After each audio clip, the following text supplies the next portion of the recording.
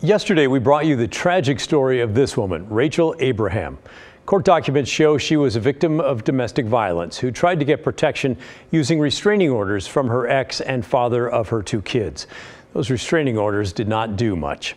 According to court documents, 33-year-old Mohammed Osman Adan kept showing up at Rachel's house and threatened to kill her. Adan was arrested again last month for cutting off his GPS ankle bracelet and going back into Rachel's home. At this point, the system finally appeared to be working in Abraham's favor, with Adan behind bars. During a release hearing, prosecutors argued that Adan was dangerous and should not be released and asked for a high bail in the case. The judge heard arguments from both sides and agreed with prosecutors, setting the bail at $20,000. But then, it wasn't the system that failed Rachel Abraham, but outsiders. The very next day, a woman with the Portland Freedom Fund posted the 10% bail that was required to get Adan out of jail, $2,000. Adan was released. 7 days later, Adan is accused of murdering Abraham in her home. And we heard from so many of you who were upset and in some cases outraged by what happened to Rachel.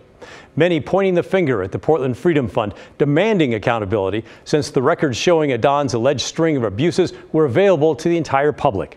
Ernie wrote, "I hope a civil suit is filed to benefit the children and makes this organization think twice about doing due diligence moving forward in vetting the people they wish to help." And how about this from Andrew? "This woman was failed in so many ways it's hard to believe. I'm one of the most liberal citizens you will come across. But what is wrong with the group that bailed this man out? How many other mistakes will they make?" And Candace sums it up here. "The Portland Freedom Fund, however well-meaning, should be held accountable for posting bail without a thorough investigation into the person's arrest history." So, let's pause for a moment and take a look at the Portland Freedom Fund. Who are they? Well, the IRS granted them nonprofit status just back in this last October. On Facebook, they claim to have helped hundreds of people over the past 4 years, mainly in the Portland area. Its website says it is a fund that pays bail for our Black, Brown, and Indigenous neighbors in the Portland metro area. And on Facebook, they stated that the group, quote, "seeks to limit the number of persons held pretrial solely for inability to pay the bail as determined by the court." So the group seems to have good intentions. They're fighting against the unfairness of a rich person being able to pay bail and get out when a poor person accused of the same thing is stuck behind bars.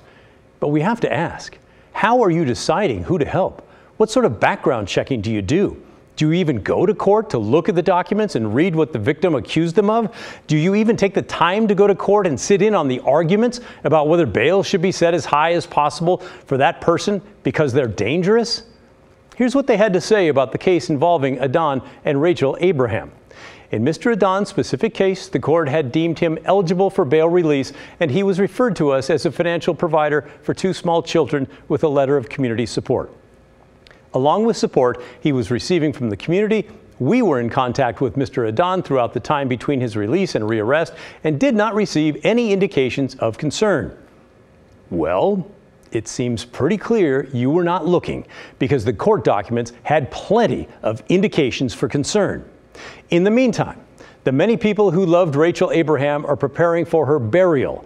They sent us this picture of her and let us know that they've set up a GoFundMe account to raise money for her burial. They're hoping to raise about $10,000 so far. They have about $600. If you want to help, we have a link set up at kgw.com and on our Twitter feed. Now, this is not the first time the Portland Freedom Fund has been criticized for bailing out defendants charged with violent crimes or considered at risk of committing further violence if released. Last year, a man named Malik Muhammad was extradited from Indiana to Portland on charges of violence during the 2020 protests here. One charge accused him of throwing a Molotov cocktail at police. His bail was set at $2 million. And this same group, Portland Freedom Fund, posted more than $200,000 to get him out of jail.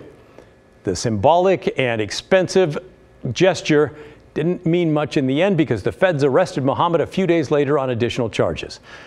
So, what do you think about the Portland Freedom Fund? We're going to keep following this story wherever it goes, but we want your thoughts in the meantime.